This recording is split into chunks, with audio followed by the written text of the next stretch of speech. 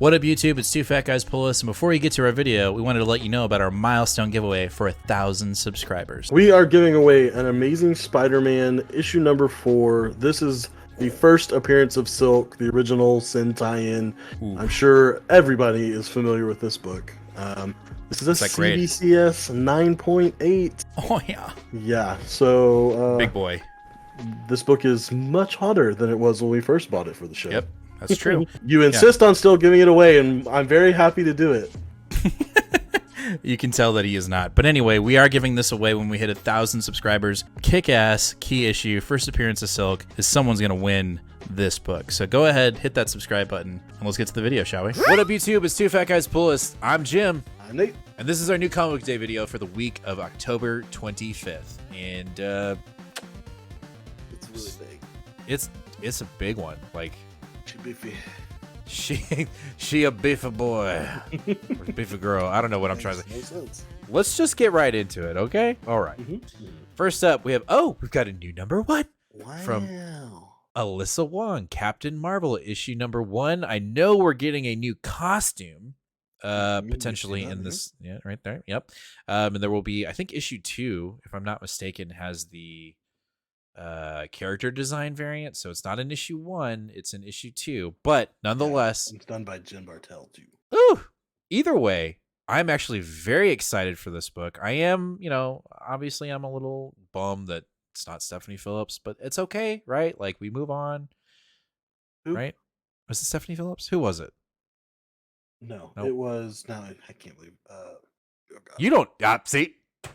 Well, you said that and it really threw me off. But you're. Oh, right. well, It's sure. It's Yeah, sure. Well, who was it? I don't remember. It was Kelly Thompson. Kelly Thompson. Anyways, so it was Kelly Thompson. Kelly Thompson's run was amazing. I can't believe I forgot that. It was really But good. I'm not worried. Alyssa Wong has got the chops, and I am super stoked for it. Her Deadpool run that we just ended was amazing, so I can't wait. The only thing I will say is I still, comics are weird, and I can't get that she's in this book, but then she's in the Avengers book. How can she be in 2 places at once? Why is she wearing 2 different uniforms? I digress. Please digress, because that's not a thing. Next up, we've got Dark X-Men issue number 3. I'm still digging this run. I'm having fun with it. We're clearly moving towards the fall. I am really liking this vilification of Archangel and him just being a menace to our Dark X-Men. I'm really loving what Madeline Pryor is doing and her, using her spiritual version of Cerebro. It's firing in all cylinders for me. I'm liking this. Essentially, our Hellions, It does as feel it's our Hellions, and so, looking forward to seeing what happens and who else dies, because it looks like a lot of people are just going to die in this book. So right. it going down. All right, after that, we have The Immortal Thor, issue number 3 from Al Ewing. Issue 2 for me definitely had the bounce back, and I'm having fun with it. Loki is up to something, and we got to assume it's a good thing, but it might be a bad thing. It's a Loki thing. These Alex Ross covers, I mean, Oh man, they're so good. chef's kiss. Yeah, and plus the interiors are really, really good. We got Martin Coccolo on there, and I don't know. This is for me, and it's only been 2 issues, but like I feel like a breath of fresh air, like in Thor. Not that the previous one was not good, but it just with Ended on all the whimper. stuff that happened, it just kind Yeah. of fell and rolled a little bit, and so I am very excited to see what Al Ewing does. It's funny because this time last year we were reading issues from that run, kind of going, "Oh, this would be kind of weird if we had a Al Ewing Thor," and now here we are. Here we are.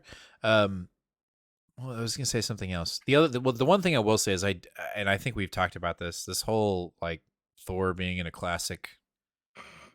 I don't like that. I will say that. I'm not digging that. But Okay. Let's move on. All right, next up we have Jean Grey issue number 3, and we're continuing to progress through Jean Grey's history and where she could have done things differently, and the outcome could have been different, and it's all in efforts to try to figure out a way to resurrect herself. And we've kind of already found out that her physical form is in the white hot place. which is the origin of the Phoenix. So everything is starting to come together with this Jean Grey run, with the X-Men run, with Immortal X-Men. So everyone's starting to kind of converge into one point, which I find encouraging.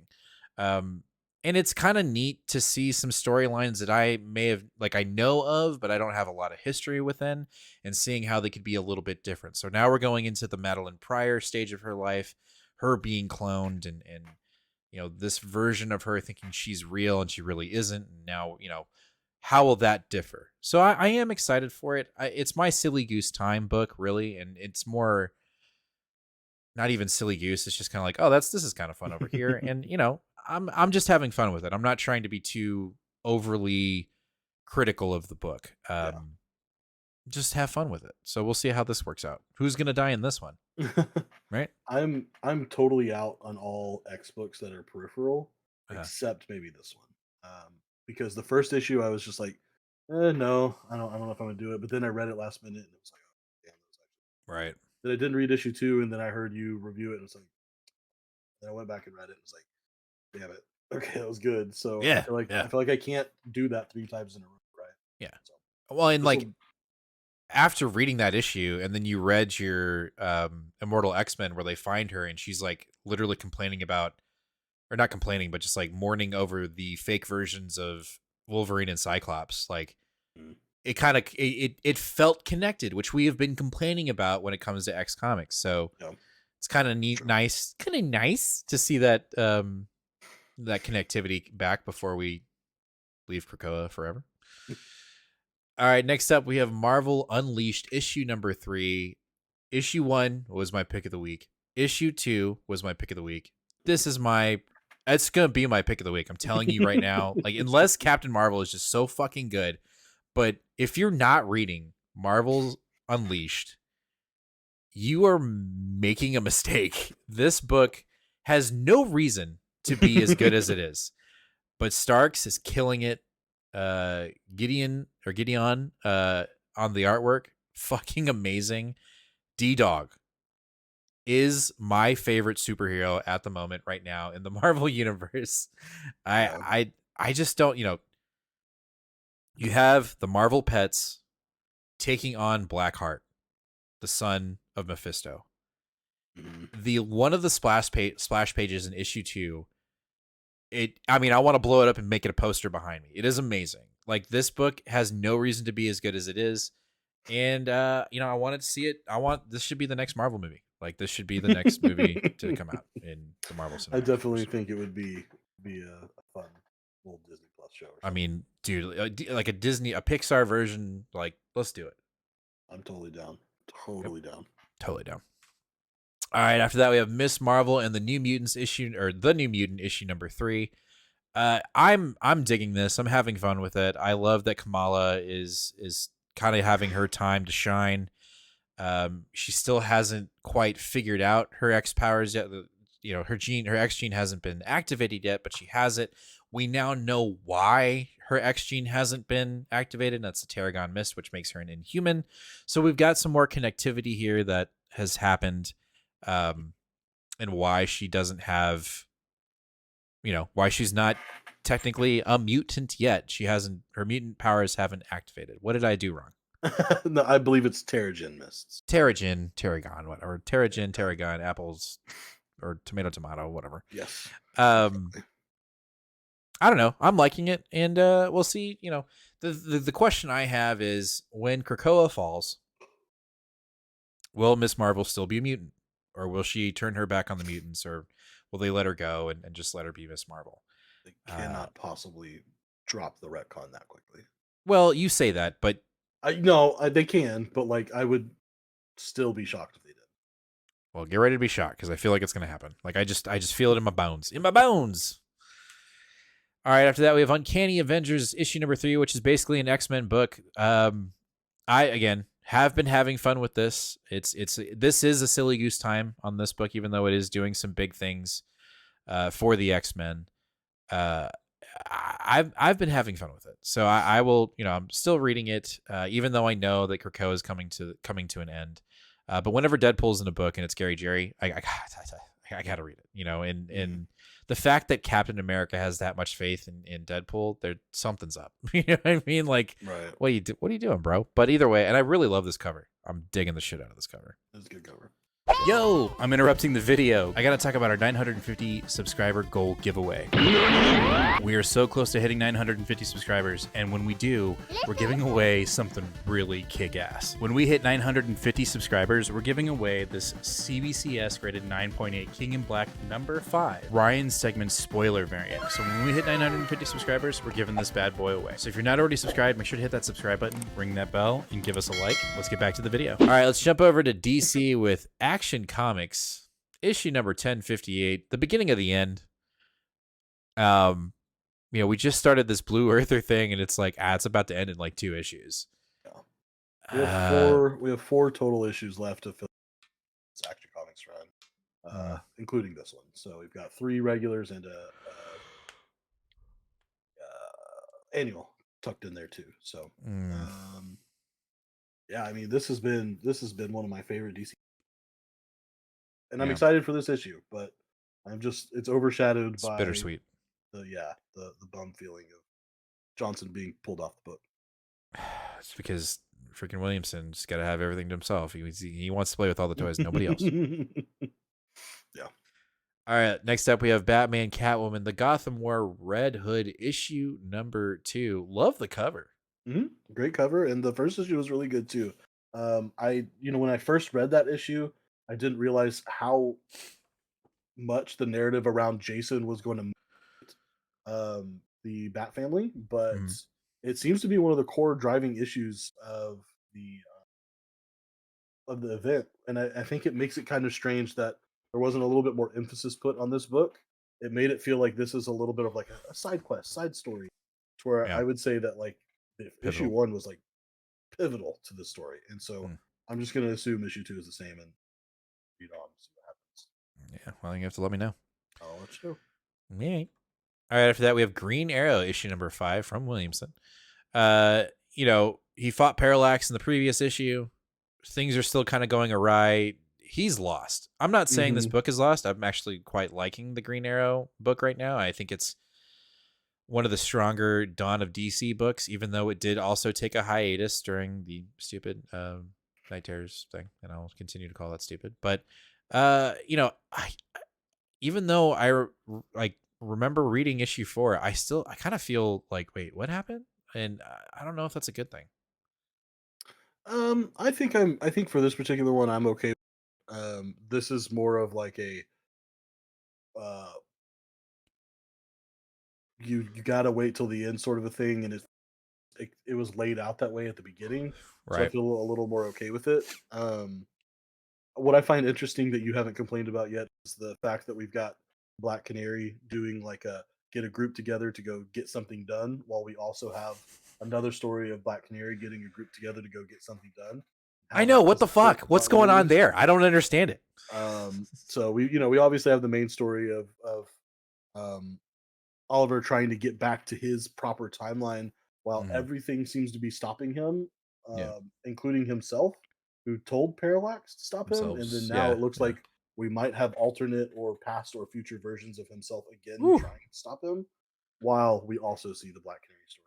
You would, never thought in a million years you would get a storyline in which you just described for Green Arrow. Like, I don't know anything about Green Arrow, so I just don't know. But he just has a bunch of different arrows, and one's got a punching, a boxing glove on it. Hey, it's been more than I expected from them, so I agree. I think that's a very it's made solid DC thing. happy enough. They expanded it from a 6 to a 12.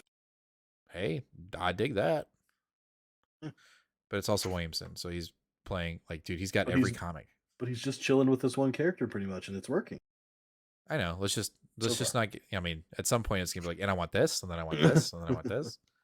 Let's do another Dark Crisis event. All right, next up we have our last issue of the Unstoppable Doom Patrol. Is this the end of the Doom Patrol? I'm going to guess not, because this is DC's mutants. The metahumans are the mutants, and I think you have to continue. And I think Doom Patrol is a fantastic group, and I think they need to have their own ongoing. And I think this book itself proves that. I think I said it 2 weeks ago. I would love to see the art team on the current Birds of Prey book on this book. I think that would be really fucking Yeah, cool. That classic feel. So I'm going to be sad to see it go if it truly is the end. I hope it's not. I hope at the end of it is Doom Patrol will come back or they'll be back in at least some kind 2024. of mention that we'll see something. Yeah, I Something. agree. If not, then it's a total failure. I'm just going to say that right now. Next up from that, we've got Wonder Woman issue number 2 from Tom King. I really enjoyed issue 1. I think issue 1 was my pick of the week. I think it was. Uh, and it's because I don't, I have never been able to actually fully enjoy a Wonder Woman book since we've established this show, which is going on year 3, which is crazy to say. But I like it. I like the direction, even though some say, and some are rightfully say, that it's already been, the story that we're doing has already kind of been done before, but I haven't experienced it. And I think the artwork in the book is fantastic. I think, It is. Wonder Woman looks like Wonder Woman in my opinion in the book. So, I like it, and I'll throw it up there, even though Unleashed is there as my potential pick of the week. I'll throw it out here and say this might be a pick of the week as well, even though issue 1 was quite wordy. I thought it was good. Yeah, I'm in the same boat. I've never read a Wonder Woman comic while it was being released, so I'll stick around for a while to see what we get into.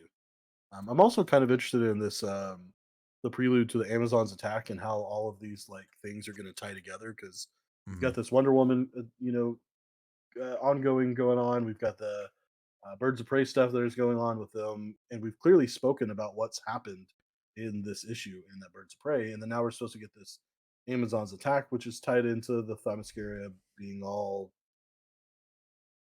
at odds with the United States. So I'm curious to see how it's together.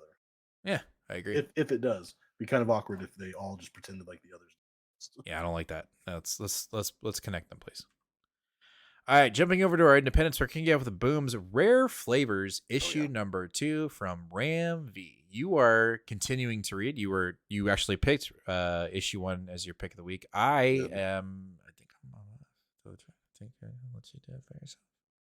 Can't. How could you possibly fall out of this book after one issue? I Crazy. just didn't. I didn't get it. Yeah, this book was fan freaking tastic.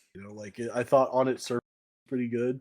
Mm, Like this guy that just is, has this passion for food and is looking to find a guy, a passionate documentarian so they can make this story and get all this passion. You can see like a lot of like the creator's passion behind the scenes sort of coming into the book.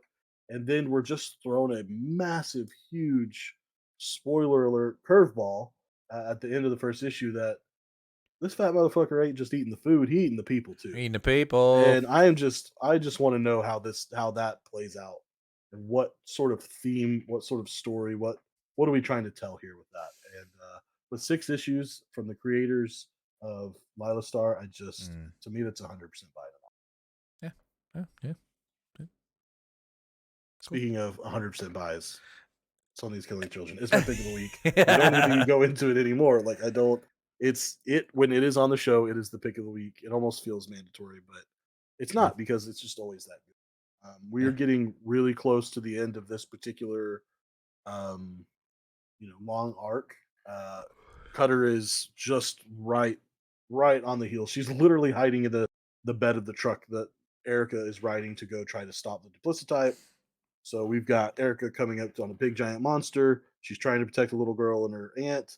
We've got Cutter on her heels. And by the way, we also have a secondary monster who is imitating and Mm, looking exactly like Erica on the loose mm, in this small town. mm. So I don't even know how this is going to all end, but I'm sure it's going to be scary and great and bloody and awesome. Skewy. Skilly. All right, next up from Skybound, we have Void Rivals issue number 5. 4 kind of saw it coming but didn't, and it was still really fun. So our two pilots, one gets betrayed, then the other one gets found out that they were in cahoots with the other one on their planet, and Mm-hmm. then we find out that the two planets are in cahoots with each other to continue the chaos. Transformers? That's Void Rivals, right? So Right. you know, Robert Kirkman and Daniel Warren Johnson and now Williamson, they're cooking, and I may not be reading the GI Joes that are going to be involved in this run. I don't know. That remains to be seen. Maybe I will. It'll be a game time decision. But Void Rivals, if you're not reading it, we're doing something crazy over here. We're having a lot of fun, and I can't not imagine what we're doing here won't be produced into something else later on down the road. So do yourself a favor, get on Void Rivals, even if you're behind and you're starting at issue 5. Do the treasure hunting. Go find the other issues, because I think Kirkman and that team are doing some great things here that I think will end up becoming like the next Invincible. I think, I'm not saying in tone, I'm just saying in scope of something that might get picked up later. I know that's a lot of big talk and a lot of, making predictions, but when hasn't Kirkman done something great? Like, the dude has been hitting dingers for a while now. And Void Rivals is a really fun science fiction concept that's also got Transformers in it at time to time, and they're really fun when they pop up. So it's been fun. I don't know, for some reason this book, like, every time I read it I'm like super enthusiastic about it, and then so I don't know what it is, but every time it's good, so I'm just gonna have to read it again and then tell you how much I like it. Yeah, you'll be fine. All right, our last book of the night on Image Comics is Dracula issue 1 from James Tynion IV and Martin Simmons, the duo behind Department of Truth.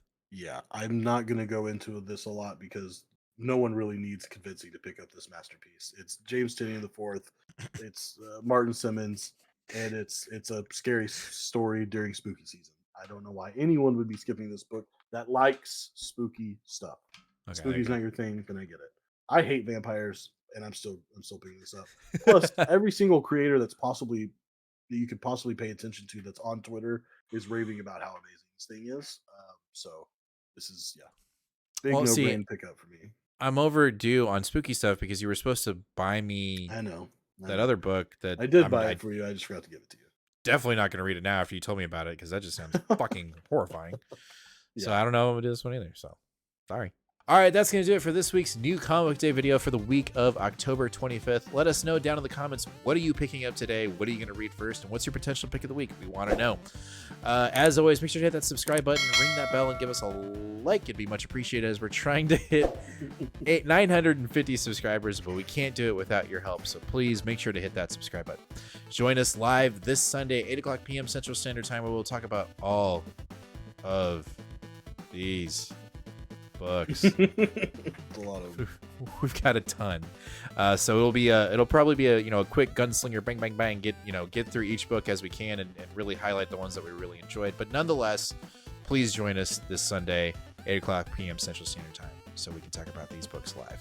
As always, fam, be kind to one another and read more comics. Later.